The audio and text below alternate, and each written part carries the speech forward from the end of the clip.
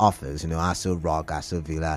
It's where we have, the building that accommodates the national legislators. We have some national institutions housed in Abuja. And when you say somewhere is the Federal Capital Territory, it symbolizes to a large extent, the country itself. Recently, the insecurity in the north part of the country is somehow drifted, to Abuja, and we've seen, kidnappings. We've seen what we call in our parlance one chance situations. We've seen security deteriorate in Abuja in the last few weeks, in the last few months. And we're wondering what the situation is because, like you already know, inflation is 28.92% now. It means the cost of living is high, and we need to up the ante when it comes to the economy. But can the economy grow without security? Can the economy develop without having adequate security? And that is why we have decided to have this conversation, because if the president, like he has done on several occasions, promised to improve the economy, and you've seen him travel outside the country too many times, to get investors from those countries to come into our country and invest. If that must happen, then he must provide adequate security, because I don't see anybody who will go put an investment somewhere where there is the likelihood of that business being engulfed by insecurity. And that's why to have this conversation, I have decided to invite a retired assistant director of the DSS in person of Dennis Amachree. I don't know what time it is where you are right now, but greetings to you. Greetings will suffice. Welcome on the show. Good morning. Oh, it's morning over Canada. there. Yeah, it's afternoon over here. I'm in Houston, Texas. Oh, okay. Good to hear from you. Welcome on the show. Yes, thank you very much, and good afternoon, Nigerians. Oh, okay. Okay, so you must have heard the stories of kidnappings in Abuja, and you must have heard the recent story where bandits kidnapped a family of 10, I think, and they've killed 3, remaining 7, and they have now increased the ransom money to 100 million naira each. What do you think really is happening? What could have caused this menace now spreading in the Federal Capital Territory of Nigeria? Well, thank you for inviting me. It's a pleasure, really, to come to discuss this problem. Okay. It has been a problem that we've been battling for many, many years. Okay. And I think it has come to the level where I think it's going to be an existential threat to the Nigerian state. Okay. Whichever kind of government you have in the world, whether it is a feudal government or monarchical or theological or even democracy, in fact, ours, which is democratic, our section 14.2b has already stated it very, very clearly in our constitution that the primary responsibility of government is the safety and security of its people. And this is what should happen. But we find out that I don't think that is the priority of most governments right now, and especially in Nigeria. People are really suffering. The poverty level is very, very high. And, of course, people are desperate. And, of course, you find out that people have already resorted to kidnapping and robbery and all kinds of things, because you discover that the disparity in society is very, very wide. And I think people are trying to just cover it up. So that's where we find ourselves in the country at this time. Oh, I see. Some people have argued that this could have some political, underlying effects. It could be as a result of some politicians trying to destabilize the government. You said it's been something that we've been fighting for a long time, and I want to guess even during your time in the DSS, this fight was on. Could these arguments be true, that it had some political underlying effect, or cause and effect, so to say? Definitely. The political leadership is what we are looking at when we say political involvement, because the politics, if the political leadership takes the right decisions of handling such threats, by uprooting the root causes of these threats, then we will not have it.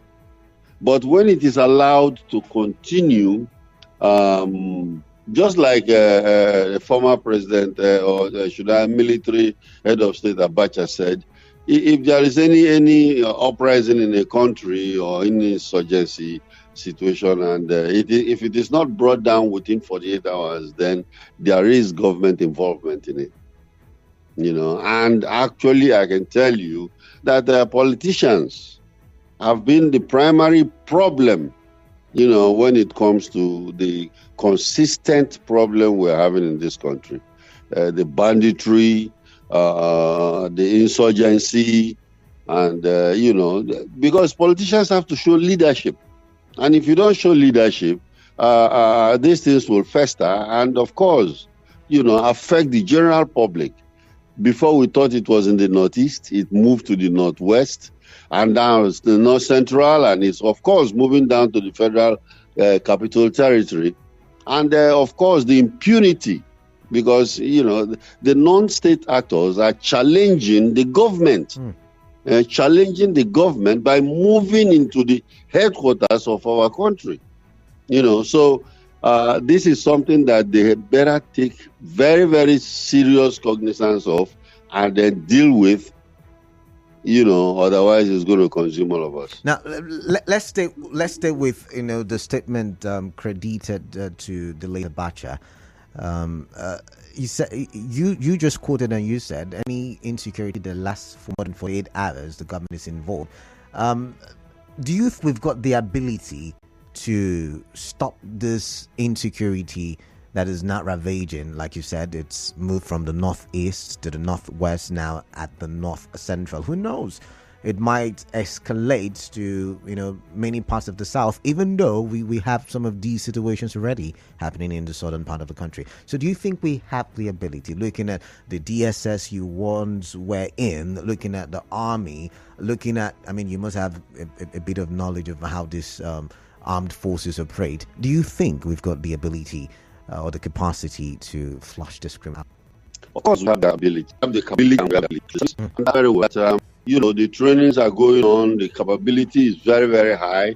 Although lack of equipment is something that has to be addressed, even across the security spectrum, like in the military, police especially, because the police people, the best trained or the best dressed policemen are attached to political individuals, while the rest of the society is wallowing in all these frustrations. So the capability is there, but like I said, the political will of gathering this to succeed is the major issue that we have. And I can tell you for free that when you think of the army, the police, especially the DSS, these are all under the presidency. They are not individual independent agencies like we have in the United States. The FBI can go on and investigate and take care of things. CIA will go on and investigate and take care of things that are impinging on the national interest. The national interest is what all of them work for. But here in Nigeria, when you look at it, it is basically either the political interest of the politicians or their party interest. That's what they pursue. So the national interest is pushed all the way back. And then, of course, these agencies cannot go out and, in full capacity, do what they are supposed to do. I see. Wonderful. Okay. Now you've mentioned interest. Interest, you've said is parochial, is usually very political and biased. When you look at Nigeria, and you see the reports of insecurity in the north central, like we've seen in Plateau State, you see in the northeast, you see in the northwest. Do you think that maybe it's because it's a non-military personnel in the arm of affairs, and maybe that's why we see this spread? I do not have an official statistics to show if there's an increase in the insecurity, but we've seen this spread, right? Can we say it's because it's a non-political person? I'm wondering, or like you've explained, it's basically because we don't have a national interest. It is not a matter of non-political or political military people being at the helm of affairs. Okay. American president is not a military general. Okay. He's a civilian. President Obama has never been in the military before. He's a pure civilian, but he runs his country, and he's the commander-in-chief of the armed forces.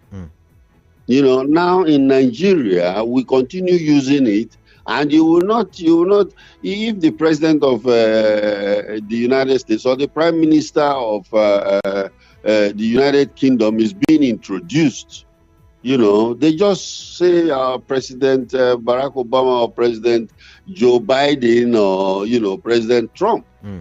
Nobody will tell you we're introducing President Joe Biden, the commander-in-chief of the armed forces, because I think that is some kind of a military mentality that we've had in our system. And then you find out that anytime the president is talking or speaking in a public fora, you have a military man standing behind him. These are all military mentality things that we have.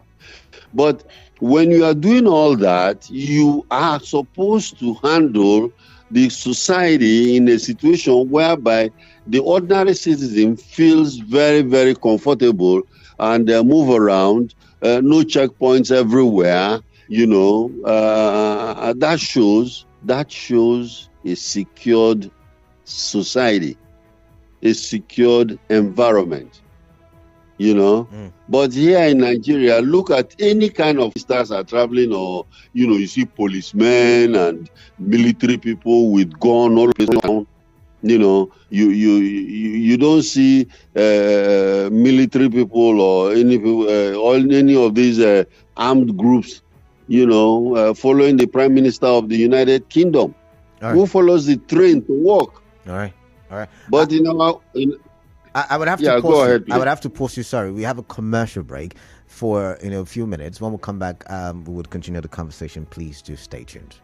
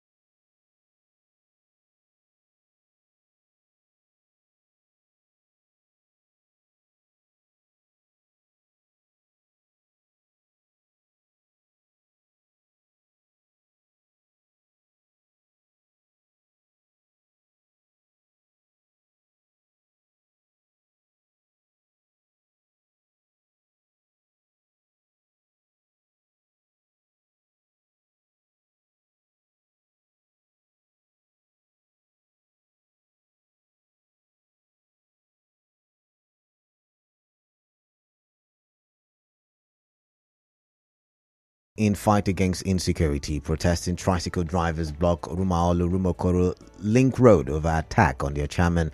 Fears as kidnappings resurface in Ikwere local government area, River State. Criticisms follow call for screening of resigned commissioners. Port Harcourt residents applaud jams-free UTME for persons living with disabilities. President Tinubu pledges to prioritize industrialization, education, healthcare in Imo State. On the foreign scene, Iran judiciary files new hijab case against released journalists. Details in the 6 p.m. bulletin. To reach the news team, send an SMS or WhatsApp message to 0808-721-7215. I am Kalada Karubatspor.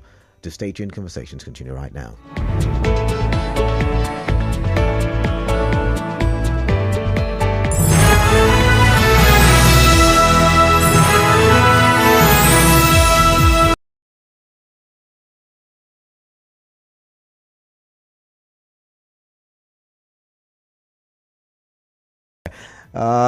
You're listening to 92.3 Nigeria Info. I am Kalada Kurubatu, and my guest is Dennis Amachree, a retired assistant director of the DSS. It's good to have you back on the show. Thank you. All right, thank you, sir. So let's look at kidnapping. It looks like, you've mentioned we have the capacity, to tackle these issues, these insecurities that we have bedeviled with in our country. You said we have the capabilities as well. The question then is, when we look at these kidnappings, why is it so difficult to apprehend the kidnappers? Because we see them so emboldened as a result of the ransom they have been able to collect over the years. Now they're asking for somewhere around the region of 100 million naira. My goodness. And so the question is, with all the technological advancements we've made in the communication industry, with the NIN, the BVN, why is it very difficult for us to be able to apprehend these kidnappers? Or is it even possible in the Nigerian situation, the Nigerian setting, to be able to apprehend these kidnappers? Well, when we look at kidnapping, which is one of the fundamental security threats that we are facing in the country right now, it's one that can be handled. Security professionals have provided solutions to government, but I think people are playing around with it. Like I said, the decision maker, the final decision maker is the one that will decide. The security capability is available. It's available, but, I don't think politicians are looking at it very, very well because they've not been experiencing that particular situation in their own homes or relations that are very close to them. Because I can tell you one thing, we talk about kidnapping. You need to be kidnapped, before you can understand the extent of threat or damage that it causes to individual human beings. And if we're living in a society where the primary responsibility of government is the security and welfare of the ordinary individual, then government should even forget about all the other political things they are doing, buying big cars to drive around. That should be secondary or tertiary. The primary responsibility of security is abandoned, and that is what we are talking about. Because to stop, Nigeria is number 3 in the world, headquarters of kidnapping. Other countries are working on it, and you find out that using modern technology, it doesn't last. You can get kidnappers within the first 12 hours. How are we responding? Who is stationed to do this kidnap job? Does the police have a standing force that can answer to kidnap cases? Families are left to go and negotiate with kidnappers. And then, of course, they pay ransom Look at it now. There is a new measure that has come into play in Abuja right now. Before, kidnappers don't used to kill the hostages. Now they are killing. You know, the ones in Abuja where 10 of them were kidnapped, they've killed 3, and they've opted up to, increase the ransom from 60 million to 100 million per person. And these are just local villagers, Now, where are they going to get that kind of money? Where are they going to get that kind of money? So that's why I say that it is a challenge of non-state actors on the government itself, And if we continue playing politics with it, it's going to consume all of us because it's becoming an existential threat. Now, you mentioned that using technology to find these kidnappers, once it gets past 12 hours, it becomes really very difficult. So during your time in the DSS, how were you able, or how was the DSS able to, track and apprehend? Because it's really becoming a question, a national question, because it's not frequent. It's not frequent. People are abducted every now and then. There was a time when youth corps members on their way to one of the northern states were apprehended, and we still do not know the end of that story. So how do we track these kidnappers? How do we ensure? Maybe we can't put all of these security tactics on air, but the question then is it really possible to be? I mean, you mentioned response time. We have the anti-kidnapping unit, but is it really, really, possible to be able to detect these people and apprehend them? There is, like I told you, I keep on saying it. There is need to be political will to stop this threat from happening. There is need for political will, and the political will is gingered by what the politicians are going to do for the police, for the DSS, for the army, to address this particular problem. I'll give you an example. Right. Now, if somebody is kidnapped in Port Harcourt, for instance, it's just reported that somebody around Eleme has been kidnapped. And the people, the people that have kidnapped them are, not too far away. It happened about 15 minutes ago. What is the response? Does the Nigerian Police Headquarters, the River State Police Command in River State, do they have an attack helicopter? Oh, wow. That can go to respond to that place immediately? Well, are they ready to respond because the person is a market woman, or they will now start running around because the person is a politician? These are the disparities. These are the problems that we are having. Are they equipped enough to go ahead and then track these kidnappers and then, of course, isolate them and then rescue the hostages? What are the special weapons and tactics that they are going to use in dealing with this particular problem? This is what we are talking about. I just heard from your news, you're saying Governor Sim was saying that some people were kidnapped and, the government will do everything possible to stop it and everything. What are the, you cannot solve this problem by making political statements. You can stop it by equipping the right agencies, the police or the DSS, to respond.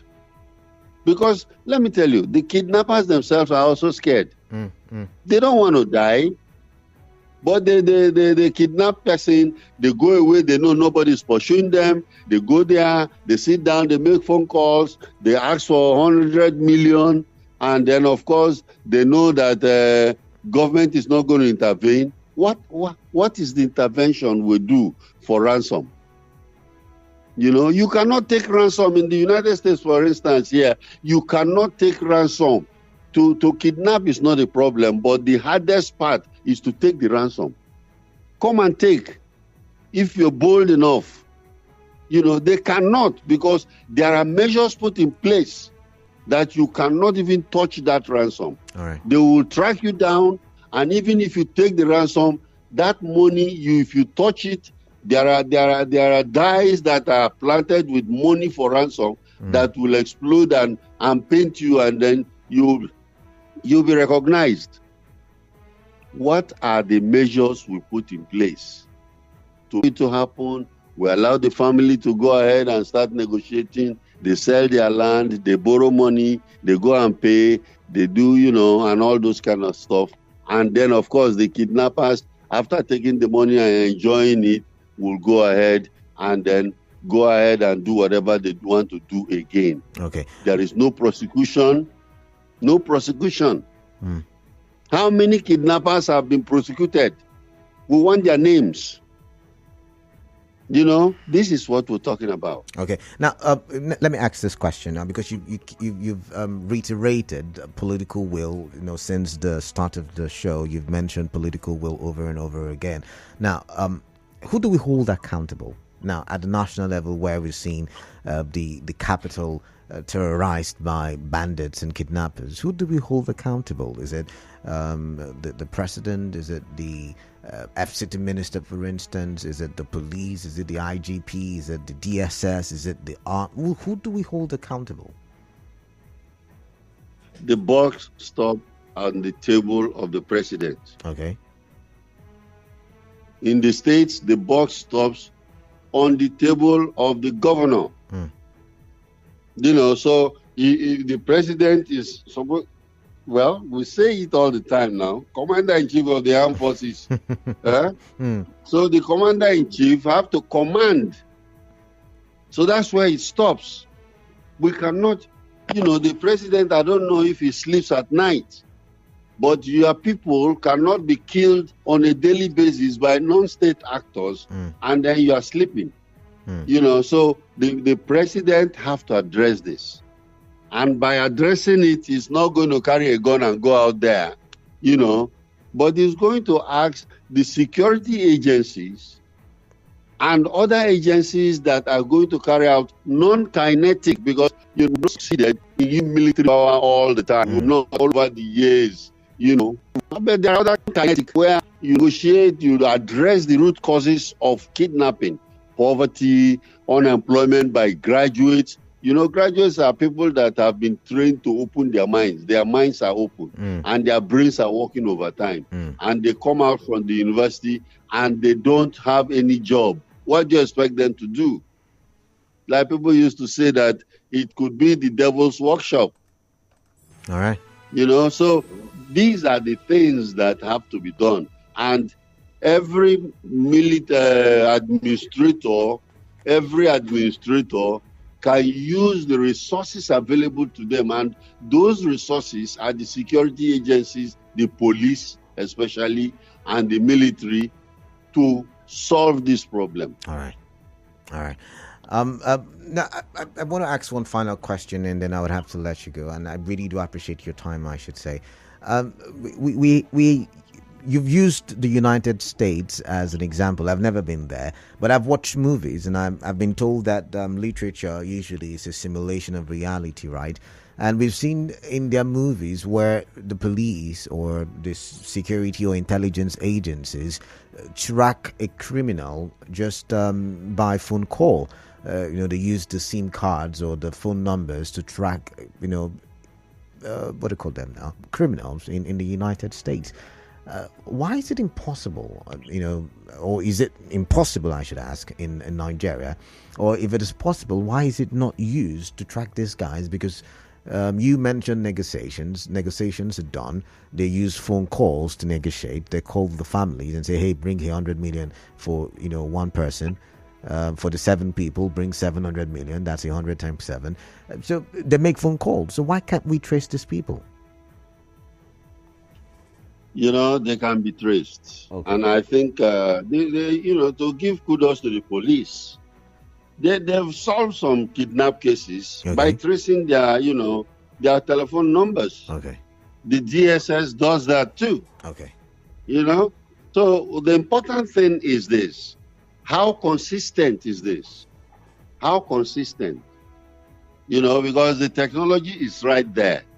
The SIM cards registration. Remember, we all registered our SIM cards in Nigeria with BVN and all those kind of things.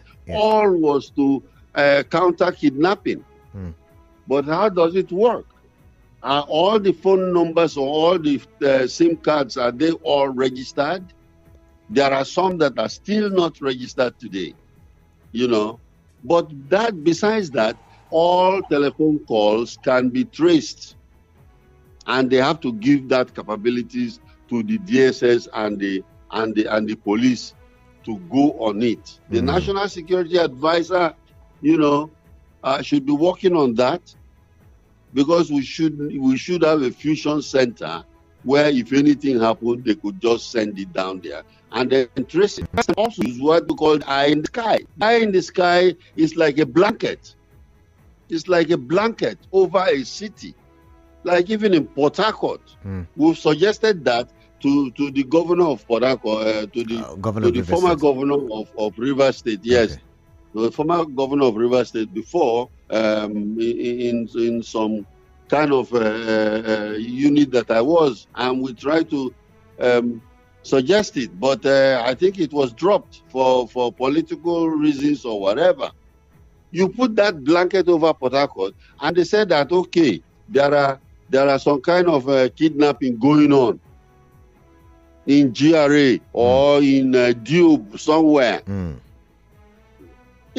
The simple thing is to make a phone call to that center, and the center is going to rewind, because it covers the whole city and records everything that is happening. It's like when we have the bus marathon in the place. Yeah. Some people bomb the place and then they run away. But how did they catch them? They caught them within about 2 or 3 hours. How did they do that? They went ahead and rewind their recordings, and they saw when they came, they saw when they placed the bomb, they saw when the bomb exploded, and they saw them running away, and they traced them all the way to a warehouse in a farm where they were just drinking beer and rejoicing. Before they know it, the police had surrounded the place. It was not magic.